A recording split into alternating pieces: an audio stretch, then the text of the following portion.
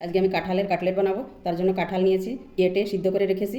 পেঁয়াজ নিয়েছি, লঙ্কা নিয়েছি, আদা রসুন লঙ্কা বাটা নিয়েছি, সুজি নিয়েছি, আর নিয়েছি কর্নফ্লাওয়ার, লবণ, হলুদ, গরম মশলা।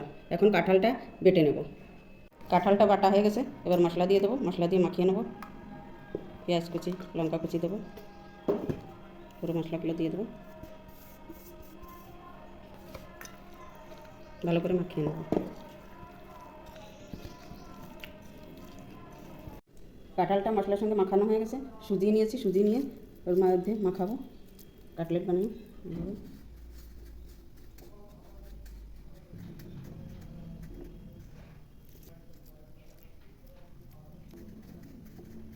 কড়াইতে তেল গরম হয়ে গেছে, এবার কাটলেটগুলো ভেজে নেব।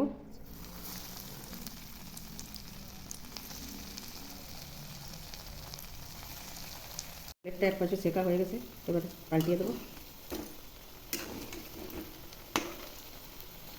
কাটলেটগুলো হয়ে গেছে ভাজা, এবার নামিয়ে নেব। কাঁঠালের কাটলেট হয়ে গেছে বানানো। আমার ভিডিওটা যদি ভালো লেগে থাকে লাইক করবেন, শেয়ার করবেন, সাবস্ক্রাইব করবেন। নমস্কার।